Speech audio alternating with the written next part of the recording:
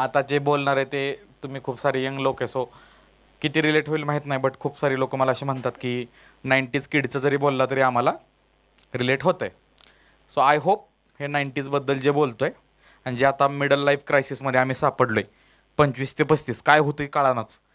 फक्त एक कळलं की आयुष्यात सगळ्यात मोठा स्कॅम मला एक मागच्या काही वर्षात कळलं आहे की सगळ्यात मोठा स्कॅम हाच आहे की लोक आयुष्याला बांबू लावतात आणि शेवटी म्हणतात काळजी घे.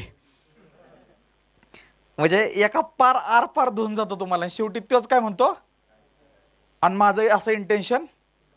आणि मला एकट्याला असं वाटायचं की यार माझ्या एकट्याचे लागलेत बरं का, म्हणजे आत्ताचं हे बरं का जस्ट की लग्नाच्या आधीचं की एक सॅडिस्टिक पिरियड असतो आयुष्यात नाही का, की असं वाटतं की माझ्यावर काय होतं कसं होतं. तुम्हाला आदनबंद वाटत असेल असं सगळं चांगलं आयुष्यात चांगला चालायला लागलं ना की आपल्याला असंच वाटतं की काय तर चुकीचं होते. आणि मग जेव्हा मी सॅड आणि मी रडका असा जसा मूडमध्ये असतो, जेव्हा मी त्या रीलवर जातो सॅड आणि रडक्या आणि जेव्हा त्याच्यावर माझ्या मित्राचा लाईक बघतो तेव्हा कळतं आयो हे जी बी लागल्यात. झाले का तुमच्यावर की तुम्ही एखादी सॅड रील सेव्ह करायला गेला इमोशनल आणि तिथं गेल्यावर कळलं आयो आपले 4 दोस्तांनी ऑलरेडी लाईक केली आहे, म्हणजे आपल्या एवढीच त्यांची. आणि मोस्टली हा मी 90s वाली आहे की ज्यांना कळानाच काय होतंय आमच्यावर. तुम्हाला मजा सांगू शकत नाही ही डॉल्बी डीजे बीजे काय ऐकायलाय तुम्ही. ह्या जगातली सगळ्यात भारी बेंजो पार्टी वर्गात होती, कंपास कर्कडक डांबडा डांबडा डांबडा आय अशा अशा ट्यून बनवायची ना पोरं ते की शिक्षक रागवायचा पण मनात नव्हे थरकायचा शिक्षक आर आर हो हो आर आर पाय ही काय ट्यून बनवली भाऊ, पाय हालायले माझे. त्यात सामनं बिमनं जिंकलं की त्यात कुणाचं जर नाव बिव आलं पुढं नंबर की मागणं त्या पोरांनी आयुष्यात त्या वर्गात व्हॅल्यू ऍड केली नाही. पण बेंजो पार्टी आग बाबो डेंजर पोर होती डेंजर. आणि मग आम्ही अशी 90s किड जसं आम्ही गाव सोडून इकडं आलो नाही शहराकडं तेव्हा आम्हाला वाटलं की ह्या शहरात आम्हाला कोण गावणारच नाही. आणि हे असते बेसिक आपल्याला म्हणजे नाही का सगळ्यात वाईट पिरियड तोच असतो की जेव्हा तुमच्या गावातला जिगरी मित्र तुम्ही सोडून शहराकडे येता. तुमच्या गावातल्या दोस्ताने ठरलेलं असतं की मी गावाकडेच राहीन, मी माझं काहीतरी बिझनेस करेल किंवा शेती करून तुम्ही निर्णय घेऊन इकडे येता आणि जेव्हा ते तुम्हाला सोडायला येतो आणि तेव्हा त्याला रडाई बी येत नसतं तुम्हाला बी येत नसतं. मग तो फक्त शिव्याच देतो. पुरुषाचं असं झालंय त्याला इमोशन्स व्यक्त नाही करायला की तो नको नको त्या शिव्या देतो. आणि क्रिएटिव्ह म्हणजे नाही का असं टोचून बोल त्याला व्यक्तच करता येत नाही. आणि आपल्याला वाटतं काय ही परत भेटेल का, मी तिकडे गेल्यावर बिझी होईल का, मग कसं होईल रे, मग तो भेटेल का. बट आयुष्याचं उत्तर करीत येतं माहिती का, जेव्हा जेव्हा खरा जिगरी खरा मित्र कट्टर दोस्त कोण जेव्हा जेव्हा तुम्ही ह्या शहरातून तुमच्या गावाकडे जाता बसमधनं उतरल्या उतरल्या कॉल करायच्या आधी गाडी घेऊन जे तुम्हाला घ्यायला आलेला असतो त्याला माहिती आहे स्टँडच्या शेजारी घड पण घ्यायला कोण येणार. आईनं नजर उतरवायच्या आधी ह्या भावानं तुला नजर भरून बघितलेला असतो. हे असतो दोस्त. पण ह्यो कधी सांगतो का की मला तुझी आठवण आली, कारण आमचं असतंय मग मुका घेतो का की आम्हाला ते स्पेसच ठेवले असते. 90s किड म्हणून आमच्यासोबत ह्याच गोष्टी झाल्या की आम्हाला कुणाला किती सांगून किती नाही कळणार. आम्हाला ही बघायला मिळतं की एवढी एवढीशी बारकी पोरं त्यांना मागल ती मिळाले. ह्या जगातली सगळ्यात स्पॉइल्ड किड्स, ह्या जगातले सगळ्यात लाडानं वाढवलेली पोरं, लाडाची बात कार्टी बघायची असतील तर मॉल किंवा डीमार्टला जा. माझं लय बेकार निरीक्षण आहे हे. सगळ्यात वांड कार्टी बारकी मॉल किंवा डीमार्टला असतात. एक तर त्या डीमार्टला आमच्यासारखी निम्मी एसी आहे म्हणून गेलेली असतात. तुम्ही केलंय का कसं, जसं नवीन नवीन आम्ही शहरात आलो पहिला पगार झाला, पहिला पगार 15 दिवसात फुकला. त्याच्या पेटीएमला 65 माझ्या पेटीएमला 165 होतं. पण आम्ही मॉलमध्ये जाऊन 1,500 हजाराच्या होड्या रिजेक्ट करत होतो का तर कलर आवडला नाही. हे फक्त पुरुषच करू शकतो की आमचा बॅलन्स चेक केलाय का, पण आम्ही हवा घ्यायला आलोय, आम्ही तुमचा कलर जज करायला आलोय. मग तिथं आपल्याला अशी पोरं मिळतात ना की जी वाईज काय झालं की मम्मा no no no I want this, असं होतं ना तुझ्या.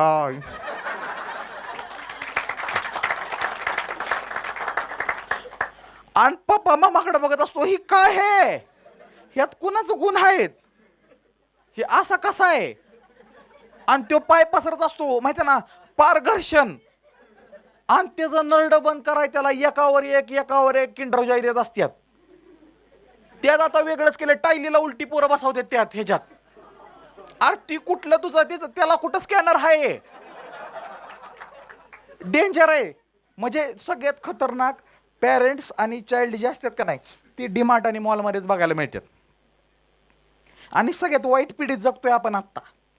त्याला कारण पण असतील. पप्पा इकडं मोबाईलवर बोलतोय, पोरग इकडं असं बसलेलं आहे. आई तिकडं आज जाऊन शॉपिंग करते, पोरग नुसतं अंगठा चौकायले. पोराला काय नाही, फक्त मॉल दाखवून बाहेर आणलाय. आमच्या आया लय डेंजर होत्या. सकाळी उठवायच्या, लापाल आजी पावडर. पॉन्डचा निम्मा धंदा आमच्या आईनं केलाय. पॅराशूटवाली प्रॉफिट आमच्या आईमुळे आहेत. झपाझप तेल लावती, आडवा भांगीतून वगुळ आला पाहिजे. आपल्याला नजर का टीका दिसू नये असा लावतात, आमची आई हिथं लावायची. ही घे हिथं रुमाल पिनानं टाचायची, जा बाबा करायची ती कर. आमची आई आमचा स्वयंपाक बी करत नव्हती. तिला माहिती ही 4 लोकांच्या घरी जाऊन जेवून येणार आहे. आणि मी एवढा आगाऊ होतो, दुसऱ्याच्या घरी जाऊन मला आवडेल ती बनवायला लावायचो. आमच्याकडे ना भोसले काकू म्हणून होत्या, त्यांच्या घरात डायनिंग टेबल होता. त्या डायनिंग टेबलवर माझी खुर्ची बुक होती. अरे लय लाडानं वाढवलंय आम्हाला, म्हणजे जसं निगरगट्ट वाढवलंय ना. आई शपथ मी तुम्हाला सांगतो, लहान पोरग आहे ना, लहान पोरग तोपर्यंतच क्यूट वाटतं जोपर्यंत ते तुम्हाला विचारतं, भैया तुझ्या मोबाईल मध्ये गेम आहे का. हे विचारायचे तो क्यूट वाटतो. आणि जसं ते विचारतो तसं तो थटतच भयान. म्हणजे मला एक कळत नाही की ही पिढी अशी कशी रमवायला लागली त्यांच्या पोरांना मोबाईल मध्ये. आमच्याकडं क्रिएटिव्ह गोष्टी असायच्या, क्रिएटिव्ह. आणि माझ्या काकाचं मोस्टली कधी लहानपणी पटलं नाही. मी जसं कळता होतो ना तसं काकाच्यात माझ्यात थोडासा खुन्नस होता आधीपासूनच. तर काय व्हायचं की मला आवडती भाजी नसली की मला एकदा काय झालं की शेजारच्या एक पोरग होता ना, त्याच्या चड्डीत गोम गेलती. गोम माहिती आहे ना. तर त्याच्या चड्डीत गोम गेली म्हणून त्याला बाहेर न्यायला, चड्डी काढली त्याची झाडला, आणि त्याला त्या दिवशीचे त्याला ढोबीची भाजी खायला लागली. आता हे निरीक्षण मी केलंय आमच्या घरी फ्लावर बनवलेला. आणि त्या दिवशी मी म्हणलं माझं काय तर चड्डीत वळवळते, बहुतेक गोम आहे. मला माझ्या लहानपणीचा कुठलाही किस्सा अजिबात ही क्लिअरली आठवत नाही, बट हा आठवतोच. तर काका म्हणला नाही नाही नाटक आहेत म्हणला हिची, जा भिंतीकडे तोंड करून उभा राहा. आता मी भिंतीकडे तोंड करून उभा आहे. आणि कुठलीही गोष्ट किंवा कूस असेल किंवा किडा असेल किंवा गोम असेल, ती तुम्ही शांत राहिल्यावर जास्त वळवळ करते. आता मला ते जास्त जाणवायला लागलं. आता माझ्या डोळ्यातनं पाणी येतंय, पण काका पुढे मी बोलू शकेन का. मग आमचा आजोबा आला, त्यांनी जशी चड्डी काढली तशी गोम पडली खाली. त्या दिवसापासून घरात जवा जवा आमच्याकडे भाजी नाही आवडती, तवा तवा माझ्या चड्डीत गोम. लहानपणी तुम्ही कोड क्रॅक केलेला असतो की रडलं की काय मिळतंय, हसलं की काय मिळतंय, कुठल्या आत्या पुढे डान्स केल्यावर काय मिळतंय. एखादी आत्या असती दमदमादम करून घेती, डान्स करती, पण केळं देत नाही. नाच रे बाबू, लय भारी नाचतो बाबू, कसलं भारी गॅदरिंगला डान्स केलता, नाच रे बाबू. बाबूला काय मिळत. आणि काय ती गॅदरिंग होती 90s किडची. मला लय असं हसू येतं तुमच्या पोरांचं की काय रे ते मजा आहे ते गॅदरिंगला वगैरे. ते तसलं गाणं सस्ते नशे यावत्या त्या गाण्यावर नाही का मुलं मुली येतात फेअरवेलला, तुम्ही 10वी 20वीच्या तुम्ही जाता आणि मग ते कपल डान्स करता. काय त्यात मजा, खरी मजा आम्ही शाळेत असताना होती. सांग सांग भोलानाथला 3 स्टेप होत्या. सांग सांग भोलानाथ, त्यात बी 6 लोकांच्या 6 वेगळ्या स्टेप असायच्या. आणि त्या 6 लोकांच्या आईबापाला खुशी वाटायची, आयो तुम्ही डान्सला लय ओव्हर रेट केलं शाळेतल्या, आता परफेक्शनवर मार्क आहेत. आमच्या वेळी ड्रेपरी मार्क होतं. डान्स कसा का असा ना, पण ड्रेपरी सारखी पाहिजे. पोरं वन भटकवायला लावायचे आईबापाला की मोराचा. अहो सगळ्यात खुश एखाद्याला सांग सांग भोलानाथ गाणे, त्याच्यानंतर असावा सुंदर चॉकलेटचा बंगला. ही गाणं होतं, असावा सुंदर चॉकलेटचा बंगला. एकाला चॉकलेटचा बंगल्याचा कॉस्ट्युम दिलाय, त्याचे आई बाप 20 जण घेऊन आलेत, भैयाचा डान्स आहे आमच्या म्हणून. भैया असा थांबलाय.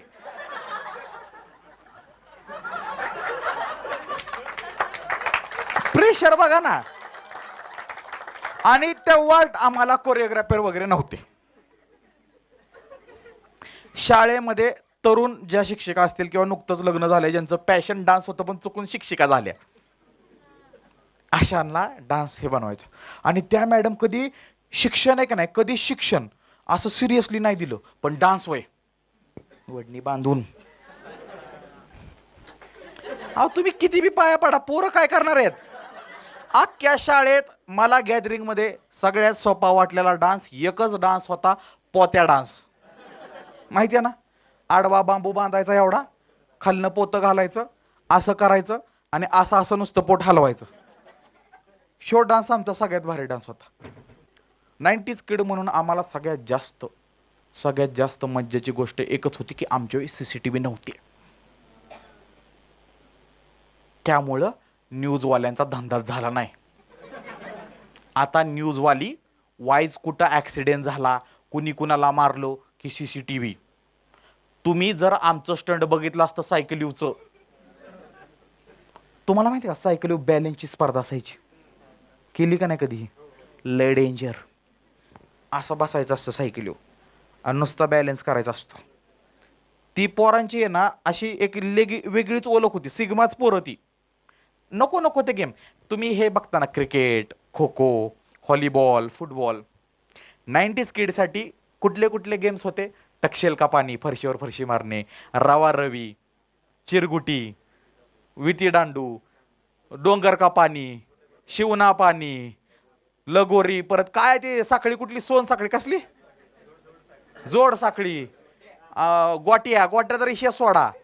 त्याच्यानंतर अजून काय असायचं, चोर का पोलीस मध्ये लय मार खाल्लाय, आबादुबी, आणि ते असं सुरपारंब्या.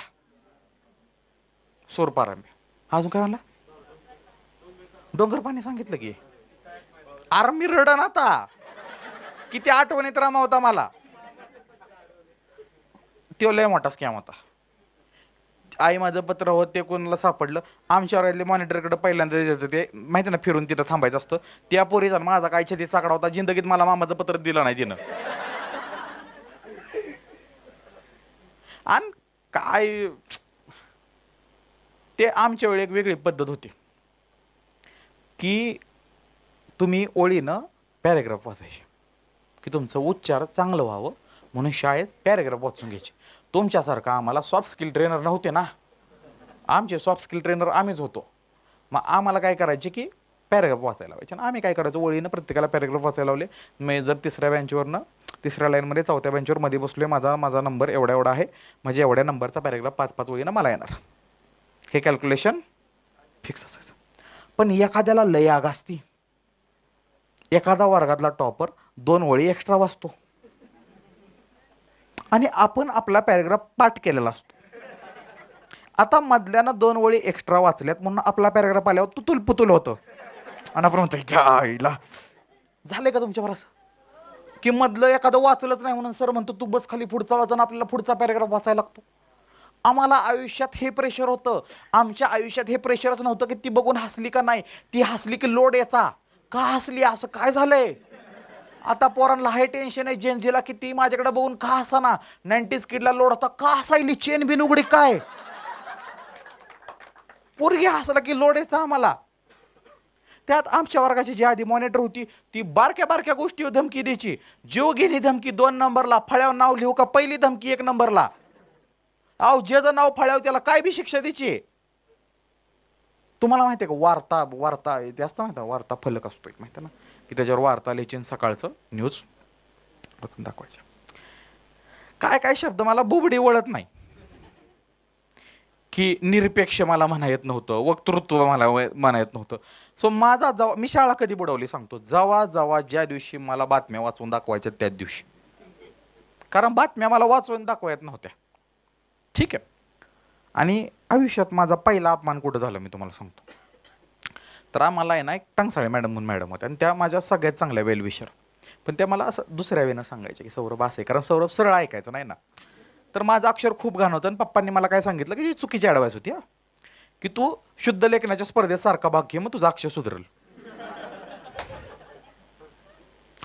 पण शुद्ध लेखनाच्या स्पर्धेत सारखा भाग घेतल्यामुळं मॅडमचा छळ होईल हे नव्हतं सांगितलं ना. सो मी जेव्हा जेव्हा शुद्ध लेखनची स्पर्धा असेल तेव्हा भाग घ्यायचो. आणि भाग घेतला की ते मॅडम म्हणायचे की अरे हे बेसिक क्रायटेरिया पण नाही. जर UPSC MP सारखं प्री मेन्स असतं ना तर तू प्रीच्या आधीची बी सराव चाचणी बी पास नाही करू शकणार. एक दिवस वर्गापुढं मला म्हणल्या ही तू वाचून दाखव. अपमान झाला स्टेज 1. मी काय म्हणायला पाहिजे होतं, मॅडम सॉरी, आणि खाली बसायला पाहिजे होतं. पुरुष इगो घेतो, म्हणला मॅडम बघू काय एवढं अवघड. मी पुढं गेलो, मला वाचा येना. अक्षरावरनं लय बोलणी खाल्ल्यात मी, भयान बोलणी खाल्ल्यात. आणि सगळ्यात जास्त शाळेत मजा आम्हाला 90s किड म्हणून एकाच गोष्टीमध्ये आली की आम्ही शिक्षकाच्या धाकात वाढलो. खरं तर अजूनही आमचा सर जेव्हा पुढनं येतो का नाही तेव्हा अजूनही असं वाटतं आईला सर असं. आणि ही बहुतेक आमची शेवटची पिढी आहे 90s किडची जी बापाचा धाक घेऊन चालली आहे, शिक्षकाचा धाक घेऊन चालली आहे. आणि धाक चांगली गोष्ट असते. Respectful fear is a good fear. आजकाल मी बघतो ना ही बारकी बारकी पोरं पप्पाला एकेरी नाव मारतात आणि पप्पाला डिमांड देतात. मी म्हणतो शो कुठल्या हॅबिटॅट मधला प्राणी आहे आणि त्याचा पप्पा त्याला असं अलाउड कसं करायला आहे. चुकून पप्पाचं जर लय डेंजर काम असतंय, पप्पाचं लय डेंजर असतंय. रिस्पेक्ट पप्पाने कधी तुम्हाला मागितलेली असते का? ते आतून आलेले असते. त्यामुळे आपण पप्पांसोबत त्या धाकात राहिलेलो असतो. आजकाल काय झालेलं आहे, प्रत्येक लहान पोराला वाटते माय डॅडा इज द बेस्ट डॅडा. एवढं म्हणले की डॅडा बेस्ट झाला. डॅडा फक्त बेस्ट डॅडा बोलून होत नाही. आपल्यापैकी कितीतरी लोक म्हणली पण नाहीत माय डॅडा इज द बेस्ट डॅडा, पण आपला डॅडा बेस्टेस्ट डॅडा आहे. बरोबर आहे. आणि एक अनुभव आमच्यासाठी कायम राहणार आहेत. बऱ्याच लोकांना त्यांच्या प्रेयसीला केलेला टच, पहिला केलेला किस, पहिला केलेला हग लक्षात राहतो. माझ्यासाठी 90s किड म्हणून 25 ते 35 पुरुष म्हणून माझ्यासाठी सगळ्यात महत्त्वाचे 3 स्पर्श सांगतो. बापाला पहिल्यांदा मारलेली मिठी, लग्न झाल्यावर बायकोच्या आईच्या खांद्यावर ठेवलेला हात आणि फॅमिली फोटोला आम्ही एकमेकाच्या खांद्यावर सगळ्यांनी ठेवलेले हात. हे 3 स्पर्श. कारण आयुष्यभर फोटो काढायच्या वेळी पप्पाच्या हित हात असतो पण पप्पाला हात लावू शकत नसतो आपण, आपल्याच पप्पाला. आणि नंतर एकदा तो टच झाला ना की तो रेग्युलर होऊन जातो. आणि मग कळतं की ज्या वडिलाच्या अंगा खांद्यावर आपण खेळलो, लहानपणी नागडं फिरलो, तो टच किती इम्पॉर्टंट होता. जसं मोठं वाढेल तसं तो टच गेला आणि तो गोडवा कमी व्हायला लागला. टच खूप इम्पॉर्टंट आहे. आपल्या धर्मशास्त्रात प्रत्येक ह्याच्यात हेच सांगितलेलं आहे, येणं केनं प्रकारे ना आई वडिलांना टच झाला पाहिजे. त्याचं एक उदाहरण म्हणजे पायाला हात लावून पाया पडणं. बरोबर, ही पद्धत आहे ना कुठली तरी. आणि एक गोष्टीची रिॲलिटी आली की बाहेर जसं फिरायला गेलो आणि जसं बाहेर पडलो आणि जसं वय 25 पार झालं आणि जसा पगार खर्च करायला लागलो, आणि हे तुम्हाला पण आत्ता होत असेल की पप्पा स्वतःसाठी कधी काय घेत का नाही हे आत्ता कळत आहे. कारण स्वतःसाठी पहिल्यांदा घेतलं तर फॅमिलीसाठी कोण करणार. आणि हीच तुम्ही लेगसी चालवणार आहे. तुम्ही म्हणणार पप्पा तुम्ही स्वतःसाठी कधी का घेत नाही, तुमचं पोरगं पण म्हणणार पप्पा तुम्ही स्वतःसाठी कधी का घेत नाही. पुढं पण येच राहणार. तुम्ही कितीही श्रीमंत राहा, आपल्यामध्ये आईबापामध्ये एक गुणधर्म पहिल्यापासून दिलाय, तो म्हणजे सॅक्रिफाईस. तुम्ही कितीही चांगल्या घरात असा, कितीही सर्वसामान्य घरात असा, सॅक्रिफाईसनंच पोरं वाढवली जातात. बरोबर आहे. तुम्ही इमॅजिन करा की आपण लहान होतो तेव्हा किती बेकार होतो. आपली आई किती रात्री जागली असेल, बेकार होतो आपण. अहो लय डेंजर. आमचा अनुज तर लय डेंजर होता, माझा लहान भाऊ. त्याची मम्मीची एकदा भांडणं झाली. ही 3 वर्षाचं होतं कार्ट. ह्यानं चप्पल कालवानात फेकून मारली. नेम बघा की भाय, नेम बघा की भाऊचा. मम्मी भ्यायला लागली, ए गाड्या बोल की. राग भयानक असतो माहिती बारक्या पोराला. आणि मला तेच आता ते त्रुटी जाणवायला लागल्यात ना की लोकांच्यात, की माझ्या मुलाला खूप अँगर इश्यूज आहेत. तुम्ही अलाउड केलं, तुम्ही तसं बनवलं. आम्हाला अँगर इश्यू आलेच नाहीत, कारण की आम्हाला नंतर कळलं की आईबापावर रागवायचा हक्क कमवायला लागतो रे. आईबापाला प्रश्न विचारायचे, आईबापाला रागवायचं, आईबापाला उलटी उत्तरं विचारायची, ही जी आपली लायकी बी नाही, ती लायकी कमवायला लागती एखादा प्रश्न बनवायला. आजकालच्या पिढ्याने ती नाही का. आणि अचानक हिट कधी झालं मागं कोविडमध्ये आम्ही एक मी हायकीला सांगितलं का नाही माहीत नाही, नाही सांगितलं बहुतेक हा किस्सा. गुगल मीटचा सांगितला नाही सांगितलं. आम्ही आपलं इथले बरेच लोक होते माझ्या टीममधील पण त्या मीटिंगमध्ये, आणि आपलं पॅरेंट चायलवर आम्ही घेतलेलं. लहान एक पोरग गुटगुटीत असं, मला लय आवडतात गुबरी पोर, लहान बारकी आणि एक नंबर बोलतात चुचरी. सो ते असं बसले जॉईन करून पहिल्यापासून. एकट्यानंच कॅमेरा ऑन केलाय, बाकी कोणी कॅमेरा ऑन केला माझ्यात अजून दम नाही गुगल मीटला कॅमेरा ऑन करायचा. तो बसला ना असा असा बसला इकडे, ठीक आहे, असा असा बसला. आणि तिथून आई म्हणते, अथर्व कॅमेरा का ऑन केलाय, ऑफ कर. कुठं केलाय? अथर्व आईला येड्यात काढायलाय. बारकं पोरग नवीन नवीनच बालगटातनं असं हे आलं असं. मग आई वडील आली ना, आता प्रत्येकाने विंडो ओपन केली. बघा आमचं सेशन होतं पॅरेंशियलवर, कोविडमधली गोष्ट. आणि माझ्या मम्मीला खूप आवडायचं आहे, कारण मम्मीला मला पहिल्यांदा पब्लिक स्पीकिंग करताना बघताना कुठं बघितलं, माझ्या बेडरूममधूनच. पहिला परफॉर्मन्स मम्मीनं माझा बरमुड्यातच बघितलाय, वरती शर्ट टाय आणि खाली बरमुडा. कोविडमध्ये असेच होतो ना आपण. आणि मम्मीला ऐकायला मिळतं की अरे ही चुनचुनीत पोरं कशी आहेत, काय काय उत्तर द्यायची. बघा नीट निरीक्षण करा. जेन झी किंवा हे मला जेन झीशी काय वाकडं नाही, जेन झीच आपलं फ्युचर आहे, लक्षात घ्या. किती बी शिवाय द्या, हीच पुरं देश पुढे येणार आहेत. कारण ह्यांचं डोकं लय बेकार चालतंय. ह्यांनी इमोशन 2 नंबरला ठेवल्यात, प्रॅक्टिकलिटी 1 नंबरला. ज्या मला जिंदगीत जमलं नाही. फक्त लय बी प्रॅक्टिकल होऊ नका, ओके. तर ते पोरगं बसला आणि आम्ही सांगायला लागलो. मग त्याच्या वडिलांनीच कंप्लेंट पहिली चालू केली की हा दिवसभर फोनवर असतो, आम्हाला सारखं हे आणून द्या, चुपाचुप्स आणून द्या, किंडर जॉय आणून द्या, हे पाहिजे ते पाहिजे सारखं. आता ह्याला हे हवं आहे, ह्याला बेसबॉलची बॅट हवी सारखं, म्हणजे कंप्लेंटच चालू केली. आता मम्मी ऐकते आमची. आता मी मनात डायलॉग तयार करून बसलो की ह्या नन्याच्या पोराला आता गिल्ट द्यायची थोडीशी, आणि त्याला महत्त्व पटवून द्यायचं की आईबापाचं महत्त्व किती आहे. मग मी म्हणलं, अथर्व बाळा कसा आहेस तू, असं केलं. आता तिथनं मुख्याध्यापक मॅडम हसती. मला कळलं की ही मुख्याध्यापक मॅडम हसती म्हणजे ही पोरगं डेंजर आहे. कारण मॅडमला कळलं की माझी बिलामत आज ह्याच्याकडे गेली नाही का, माझी बिलामत आज ह्याच्याकडे, म्हणून मॅडमला हसू येतंय. मग अथर्वचे पप्पा म्हणले, अहो परवा दिवशी दिवाळीला मी ह्याला 3 कपडे घेतलेत, 3 ड्रेस घेतलेत, मी स्वतःला काहीच घेतलं नाही. मोती साबण आणलाय फक्त म्हणले घरी. तरी पण हा म्हणतो पप्पा हे पाहिजे ते पाहिजे, ही गन पाहिजे ती गन पाहिजे. मग आता मला मुद्दा मिळाला. म्हणलं अथर्व दम, आता तुला सांगतो. अथर्व फुल त्याच पोझिशनमध्ये, पप्पा मम्मी फ्रेममध्ये बसाना तरी अथर्व हालत नाही. तुमचं तुम्ही ॲडजस्ट करा म्हणतोय अथर्व. अथर्व असाच बसलाय चुंचुरीत. मम्मी आणि पप्पा असे बघायलेत, आणि मी मोकळ्या हवेत खालनं बरमड्यातनं वारं घेतोय आणि वरनं सिन्सिअर. येस, माझी निम्मी बॉडी सिन्सिअर, निम्मी रिलॅक्स होती.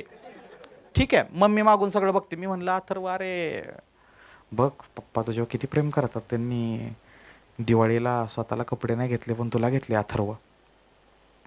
बघ हे त्याग असतो. आता त्याग त्याला कळला बी नसेल, पण बघ पप्पांनी तुमचा विचार करतात का नाही रे. आणि त्याला दिदी पण आहे मोठी. हो हो, दिदी म्हणते बघ मी म्हणलं का नाही तुला, मी म्हणलं का नाही दाद्या. बघा ते म्हणते हो सर सर बरोबर आहे. स्टँडअप कॉमेडियन जेवढा चांगला पॉज घेत नाही ना, तेवढा चांगला पॉज अथर्वने घेतला. पॉज घेतला अथर्वने, मला ती फिलिंग येऊन दिली की तू जिंकलाय सावऱ्या. आणि मी जिंकलाय समजून सांगितलं, अशी फिलिंग घेतली. तोपर्यंत अथर्व म्हणला, पण सर पप्पा इतर वेळी कपडे घेतात तेव्हा मला कुठे घेतात.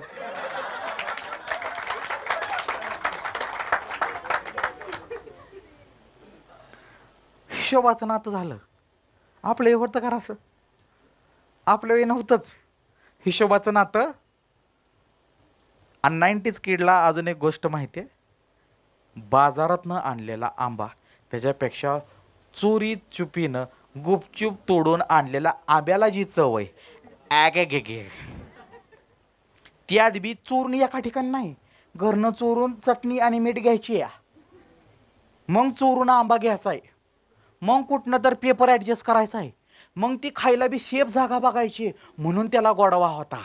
आता 400 रुपयाच्या आमरस थाळीत बी मिळाना, 400 गेले म्हणून बॉम्ब लायलोय आपण. मी नेहमी म्हणतो ना, लेस रिसोर्सेस मोर इमोशन्स. ठीक आहे, बऱ्याच गोष्टी सांगण्यासारख्या. आणि मला एक गोष्ट खूप आवडली, माझ्याकडे ते व्हिडिओ पण आहे की मी सांगायचो ना की आमच्या वेळेस स्नॅक्स खूप वेगळे होते, तुम्हाला आता मिळतं मंचुरियन, पिझ्झा, पेस्ट्री खायला वगैरे. So you are a blessed generation. छान. आम्ही बोरकूट, दिलदार, गुलाबजाम, आम टपका, कच्च्या मँगो, आता तर ती मँगो बाईट मिळत नाही, मँगो बाईट, ते खाल्लं. आणि हे ऐकलंय का मुलीनं? ती आम टपका घेऊन आली मला सोलापूरच्या शोला, म्हणले गिफ्ट आणले. अगो बाया म्हणलं, घावलं कुठं तुला हे? बरोबर. ह्या छोट्या मेमरीज किती लोकांना आठवड्यात एकदा तरी शाळेतल्या दोस्तांची किंवा शाळेची आठवण येते. ओके, का येते? का तर सगळ्यात जास्त एक्सपेक्टेशन नसलेलं, अपेक्षा नसलेलं निरागस वर्जन तेव्हा होतं. तेव्हा आपल्याला असं वाटायचं की अरे जे होईल ते चांगलं होईल, नाही झालं तरी चालतं. आणि शाळेनं आपल्याला, आपल्या वेळेच्या शाळेंनी म्हणजे खूप साऱ्या अशा व्हॅल्यूज दिल्या की युनिटीमध्येच एक वर्ग जिंकला आपण जिंकलो, वर्गातलं कोण जिंकलं आपण जिंकलो. आता सख्या भावाला जरी आपल्याला काय घेतलं तरी आपल्याला दुःख वाटतंय. शेवटी जाता जाता मला तुम्हाला एक किस्सा सांगायचा आहे की आपण जी आत्ता धावपळ करतोय ती फक्त एकाच गोष्टीसाठी धावपळ करतो, घरासाठी आणि त्या घरातल्या सुखाच्या झोपासाठी. आपण एक घर सोडून दुसऱ्या सिटीत जातो का तर ते घर मजबूत व्हावं, दुसऱ्या सिटीत रमतो कारण तिथं घर घेता यावं, तिथं घर घेतो, कर्ज फेडतो कारण माझ्या बायकोला चांगलं घर मिळावं, तिथल्या घरामध्ये ॲम्युनिटीज चांगल्या बघतो, चांगलं फर्निचर करतो कारण माझ्या पोराला चांगल्या घरात राहता यावं. आणि परत म्हातारा झाल्यावर ह्या घर सोडून गावातल्या घरी जायला आपण आतुरत राहतो. आपली जर्नी घरापासून चालू होऊन घरापर्यंतच असते. आणि नंतर कळतं की घर ही इट, पत्रा, सिमेंट नाही, घर हाय आजीचा बटवा, आजीनं पाकिटातनं तिच्या काढून दिलेली 5 रुपयाचा ठोकळा, आजोबाची पांढरी टोपी, बरोबर आहे, मम्मीनं दिलेलं थालीपीठ, पप्पांनी दिलेला टोमणा, आणि तो टोमणा आपल्याला सहन झाला नाही म्हणून पप्पांनी बेकरीत आणलेलं खाणं. आणि एवढं सगळं होऊन पण आपलं घर किती जरी लोक आले तरी तोडू शकले नाहीत. सो घर तुमचा इट, सिमेंट, पत्रा ह्याच्यावर नाही टिकलं, एकमेकावर असणारा आंधळा विश्वास, बेफाम प्रेम जे अनएक्सप्रेस्ड आहे त्याच्यावर टिकलंय. आणि आय होप तुम्ही ज्या गोष्टीसाठी पळताय ते घर तुम्हाला मिळावं. Thank you so much. ओके.